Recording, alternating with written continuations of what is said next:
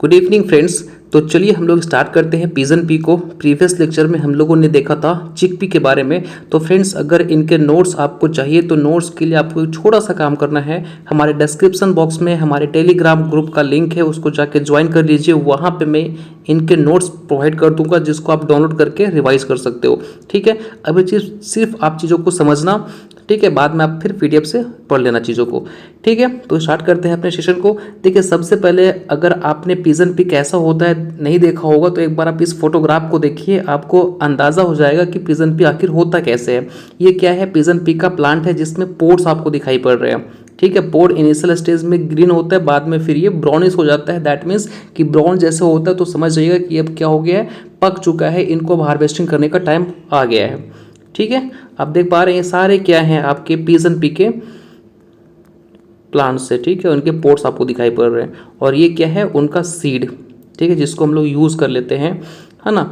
No, अगर हम बात करें पिजन पी का जो मोस्ट इंपॉर्टेंट है, यहाँ से थोड़ा सा ध्यान से समझिएगा चीज़ों को और ट्राई कीजिएगा इन बिटवीन लेक्चर ही याद हो जाए आपको। तो पिजन पी की बात करें तो पिजन पी को हम लोग और क्या क्या नाम से जानते हैं, तो पिजन पी को हम लोग रेड ग्राम के नाम से भी जानते हैं। ठीक है, अरहर बोलते हैं। अच्छा, रेड ग्राम क्यों बोलते हैं, इनका आप सीड देखोगे ना तो रेड कलर का होता है। ठीक है, इसको हम लोग रेड ग्राम के नाम से इसलिए जानते हैं। अरहर बोलते हैं, तूर बोलते हैं, कोंगो पी बोलते हैं। इनका बोटेनिकल नेम क्या होता है, कैजनस कजन एल। अब एल यहाँ पे आप बहुत भी बुक में देखे होंगे कि एल लिखा होता है। एल क्या डिनोट करता है, एक साइंटिस्ट है कैरोलस लिनियस, उसको ये डिनोट करता है। ठीक है, इनका फैमिली क्या है, लेग्यूमिनेसी। लेग्यूमिनेसी का दूसरा नेम क्या होता है, फेबेसी। इनकी क्रोमोसोम नंबर कितनी होती है, ये 22 होता है और इनका ओरिजिन अफ्रीका, मोस्टली बात करें तो साउथ अफ्रीका। ठीक है, न्यूट्रिएंट की बात करें तो इसमें प्रोटीन सबसे ज़्यादा पाया जाता है। आपने पढ़ा होगा कि जो पल्सेस होती है उसमें क्या होता है, प्रोटीन ज़्यादा अमाउंट में प्रेजेंट होता है। तो पिजन पी में कितना होता है, 25% होता है। देखिए पिजन पी भी जो होता है ना वो दो टाइप्स का होता है। एक होता है कैजनस कजन वेराइटी बाइकोलर, जहाँ पे VAR लिखा होगा ना तो ये डिनोट करता है वेराइटी को। ठीक है, तो यहाँ तक आपका सेम है, कैजनस कजन। तो एक है आपका बाइकोलर और एक होता है आपका फ्लेबस। अब बाइकोलर और फ्लेबस में क्या डिफरेंस होता है ये देख लीजिए। बाइकोलर जो है वो इसको हम अरहर बोलते हैं और फ्लेबस को हम लोग टूर बोलते हैं। ठीक है, ये जो होते हैं वो पेरेनियल नेचर के होते हैं और ये आपके एनुअल नेचर के होते हैं। और इनका जो अब ऐसा माना जाता है कि जो बाइकोलर है ना, इसकी खेती ज़्यादातर नॉर्थ इंडिया में किया जाता है और फ्लेवर्स का जो खेती है वो साउथ इंडिया में ज़्यादा किया जाता है।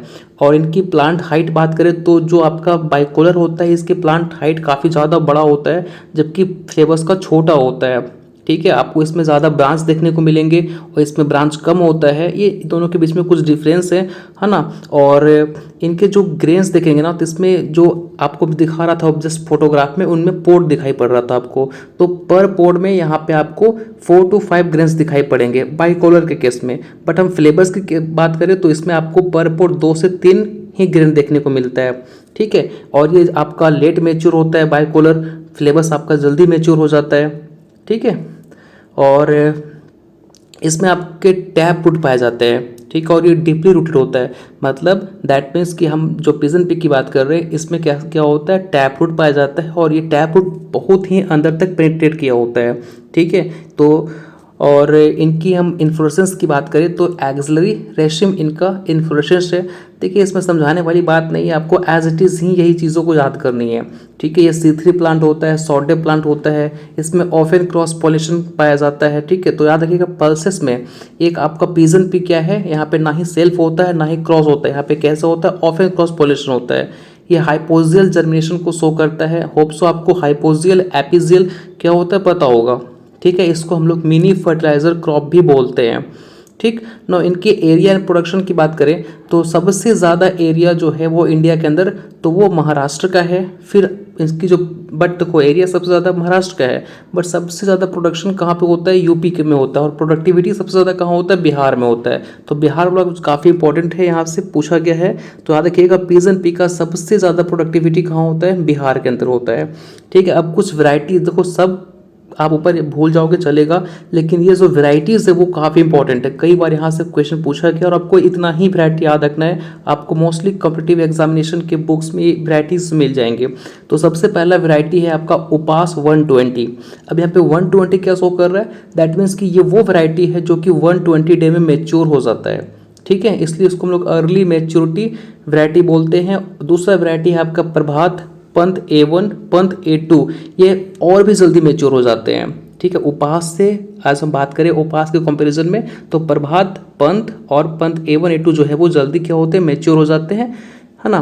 ICPH 8 जो है वो सबसे पहला हाइब्रिड वैरायटी है। याद रखिएगा, पिजन पी का सबसे पहला वैरायटी पूरे वर्ल्ड के अंदर कौन सा था, ICPH 8। ठीक है, और कुछ और वैरायटी है जो कि अर्ली मेच्योरिटी वैरायटी को शो करता है, वो है आपका PPH4 ICPL 15, ये भी क्या है, अर्ली मेच्योरिटी वैरायटी है।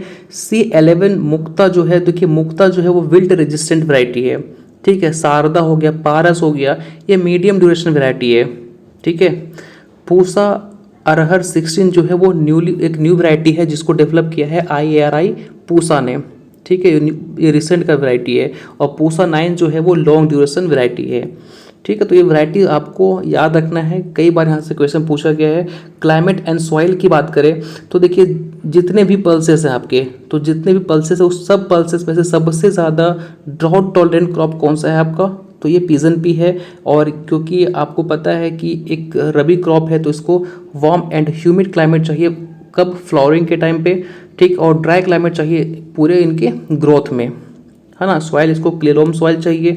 टेम्परेचर मोस्टली जर्मिनेशन के टाइम इसको 20 to 25 डिग्री सेल्सियस चाहिए। pH इनका 6 to 7.5 चाहिए, है ना। लैंड प्रिपरेशन की बात करें तो आपको एक डीप प्लॉइंग करना है, फिर 2 से 3 हेरोइंग करना है ना। फिर आप सोइंग करने से 15 डेज पहले आपको क्या करना है, पूरे फील्ड में आप फार्म यार्ड मैन्योर अप्लाई कर सकते हो 5 to 7 टन पर हेक्टेयर। ठीक, सोइंग टाइम की बात करें तो मोस्टली 1 जून से लेके 15 जून तक हम सोइंग करते हैं। कब, जब इरिगेशन की सुविधा हमारे पास उपलब्ध है।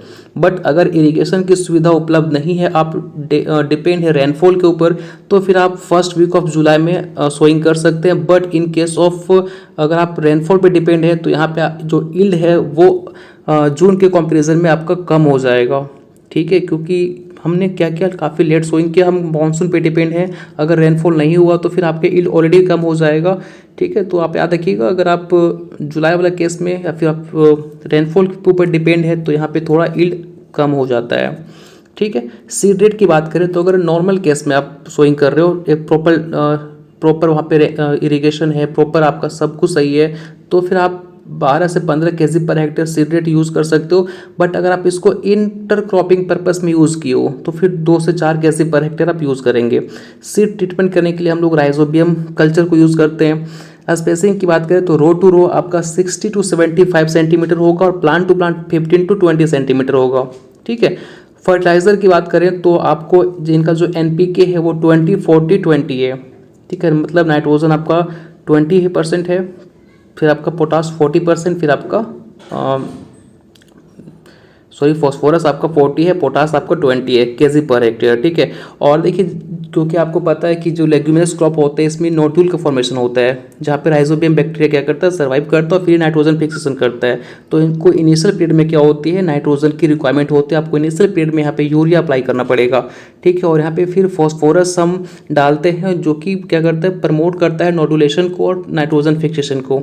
ठीक है, अगर हम इरिगेशन की बात करें तो आपको मैंने जस्ट बताया आपको कि जितने भी पल्सेस क्रॉप है उनमें से सबसे ज़्यादा ड्रॉट टॉलरेंस कोई पल्सेस है तो आपका पिजन पी है। और यहाँ पे मोस्टली हम 2 से 3 इरिगेशन प्रोवाइड करते हैं। ठीक है, मोस्टली कब, रिप्रोडक्टिव स्टेज में, है ना। और ये वो क्रॉप है जो कि मोस्टली डिपेंड होता है आपका रेनफॉल के ऊपर। ठीक, वीड मैनेजमेंट की बात करें तो यहाँ पे हम 1 से 2 इंटरकल्चर ऑपरेशन करते हैं सोइंग के 20 से 25 दिन के बाद, है ना। हार्वेस्टिंग की अगर बात करें तो जितने भी आपके पल्सेस क्रॉप है ये भी आपके लिए काफ़ी इंपॉर्टेंट है, जो कि आपको कोई जो नॉर्मल क्वेश्चन है इससे कभी नहीं पूछेगा आपसे, जो थोड़ा सा डेटा हट के है। जैसे सारे पल्सेस में सबसे ज़्यादा ड्रॉट टॉलरेंस पल्सेस कौन सा है, तो ये आपके लिए इंपॉर्टेंट बन जाता है। और इसे याद रखिएगा, सबसे कम हार्वेस्टिंग इंडेक्स सारे पल्सेस में किसका होता है, पिजन पी का होता है, ओनली 19%। ठीक है, और हम लोग हार्वेस्टिंग कब करते हैं, 120 से 130 दिन तक कि आपका मैच्योर हो जाएगा, तो मोस्टली हम लोग इतने दिन में ये हार्वेस्ट कर लिया जाता है। ठीक है। यील्ड की बात करें तो अगर आपको इसको स्टोर करना है तो सबसे पहले इसको आप हार्वेस्ट करके लाए। हार्वेस्ट करने के बाद इसको हम कुछ समय तक ड्राई करते हैं और तब तक ड्राई करते हैं जब तक इनका मॉइस्चर 12% के आसपास ना हो जाए, क्योंकि इससे पहले आप अगर स्टोर कर देंगे तो इनकी क्वालिटी ख़राब हो जाएगी।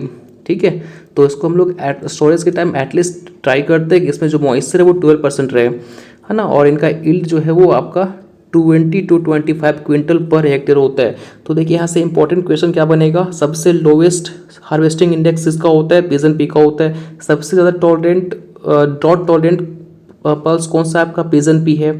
ठीक है, इनका आप NPK याद करना, और इनका सीड रेट और जो वेराइटी है ना, वो काफ़ी इंपॉर्टेंट है। तो वेराइटीज़ आप भूलिएगा नहीं, सारे वेराइटीज़ को 2 से 3 में पढ़िए, याद हो जाएगा। ये वेराइटीज़ काफ़ी इंपॉर्टेंट है। ठीक है, तो और कुछ नहीं, बाकी इसका फिर आप इसको और किस किस नाम से जानते हैं, इसका कॉमन नेम आप याद रखिएगा। तो फ्रेंड्स इतना ही था, होप सो काफ़ी समझ में आया होगा। आपको कोई भी डाउट है या फिर कोई आपको लगता है कोई पॉइंट जो कि छूट गया है तो आप मुझे डेफिनेटली हमारे कमेंट बॉक्स में लिख सकते हैं, आपके लिए हमेशा खुला हुआ है। तो मिलते हैं नेक्स्ट वीडियो में। इनके PDF आप जाके डाउनलोड कर लीजिएगा और एक बार रिवाइज कर लीजिएगा, ठीक है ना। तो फ्रेंड्स ठीक है, फिर मिलते हैं नेक्स्ट वीडियो में अगला पल्स के साथ। Thank you so much.